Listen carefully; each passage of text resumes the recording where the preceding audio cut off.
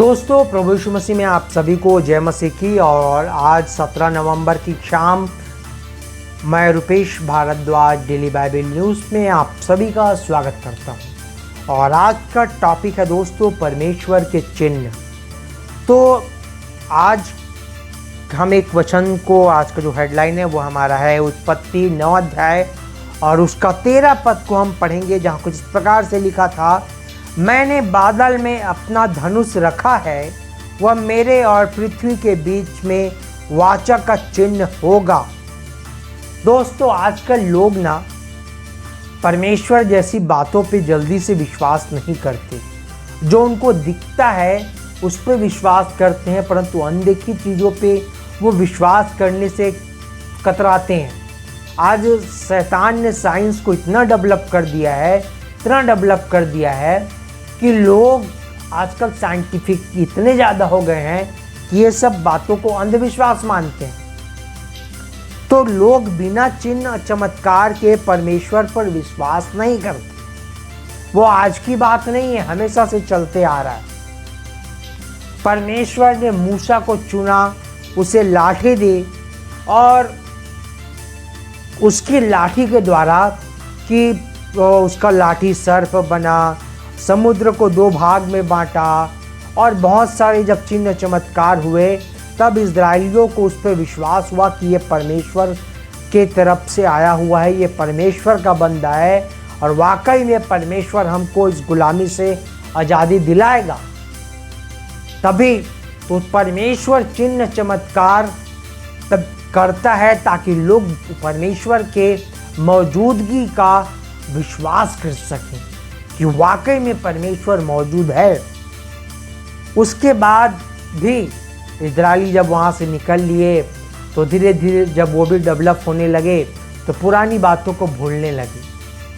फिर यीशु मसीह आया इस पृथ्वी पे और यीशु मसीह ने भी चिन्ह चमत्कार किए, बहुत सारे चिन्ह चमत्कार किए जिसकी कोई गिनती नहीं है। बाइबल में जितने लिखे गए हैं वो तो मामूली सी ट्रेलर है, उसके अनगिनत कार्य किए उन्होंने। कुछ आपको हम सब बहुत अच्छे से जानते हैं कि 5 रोटी और 2 मछली से न जाने कितने हजार लोगों को खिला दिया, जिसमें पुरुषों की संख्या को गिना जाता था। उस समय कम से कम 20-25 हजार लोगों को उसने 5 रोटी और 2 मछली से 25-30 हजार को मैं मानता हूँ उसने खाना खिला दिया और भरपेट खिला दिया। तो मेरे दोस्तों, ये चिन्ह चमत्कार करना जरूरी था ताकि वहाँ परमेश्वर की उपस्थिति का, कि आज भी परमेश्वर चिन्ह चमत्कार करता है, कि परमेश्वर वाकई में आज के डेट में भी है, इसीलिए चिन्ह चमत्कार होते हैं। और उसके बाद अंधे को चलाया, लंगड़ों को अंधे देखने लगे, लंगड़े चलने लगे, बहरे सुनने लगे और बहुत सारे चिन्ह चमत्कार के काम किए, जिससे लोगों को लगा कि वाकई में ये परमेश्वर का अवतार है।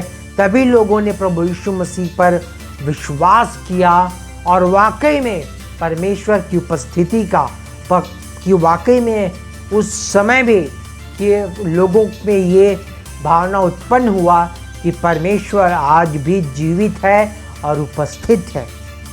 अब आज के टाइम में मेरे दोस्तों, इस मॉडर्न साइंस के टाइम में भी लोग ये कहने लगे कि अब साइंस ही सब कुछ है और हमने सब बीमारियों का ये कर लिया, वो कर लिया। पर एक चीज़ मैं बात साइंटिफिकली एक क्वेश्चन आपसे पूछना चाहता हूँ।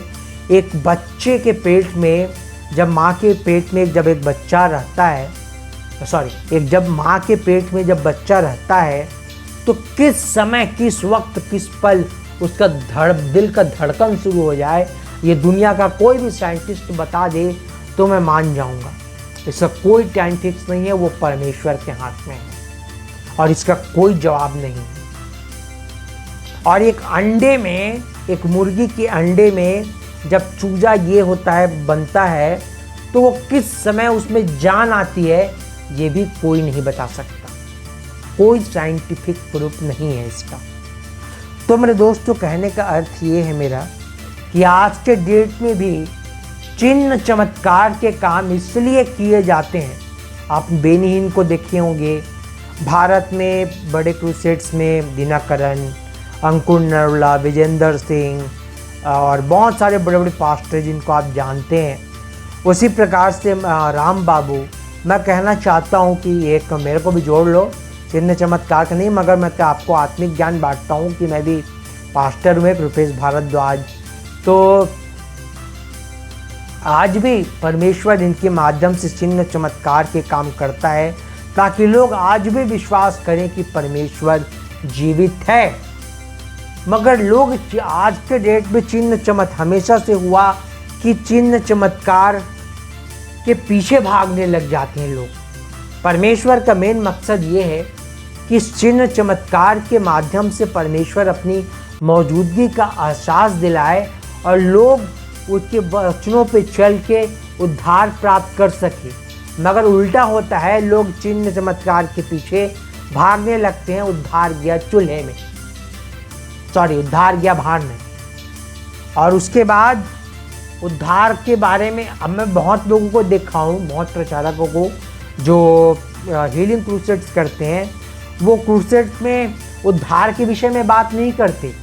वो ये मिलेगा, परमेश्वर आपको आर्थिक चंगाई आशीष देगा, आपको चंगाई मिलेगा, ये मिलेगा, वो मिलेगा करके मैं सुन के मेरा तो दिमाग खराब हो जाता है।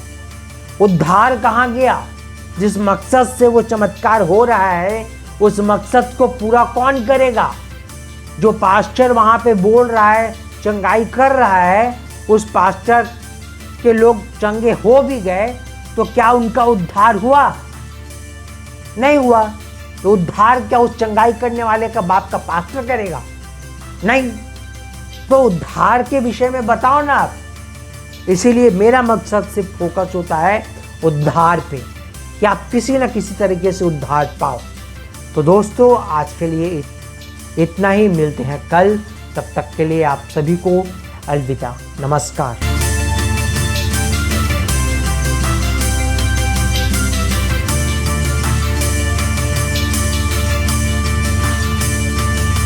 इसी तरह और भी हमारे भारत देश के लिए बड़े बड़े प्रोजेक्ट हैं, जिसके लिए यदि परमेश्वर पिता आपके मन को उभारता है तो आप अपनी आर्थिक सहायता राशि दे सकते हैं। आप डायरेक्ट हमारे बैंक अकाउंट में डाल सकते हैं और UPI के जरिए भी आप अपनी मदद राशि डाल सकते हैं। नीचे दिए गए QR कोड को स्कैन करके, अन्यथा डिस्क्रिप्शन में दिए वेबसाइट के लिंक को क्लिक करके भी आप अपनी मदद राशि दे सकते हैं। धन्यवाद।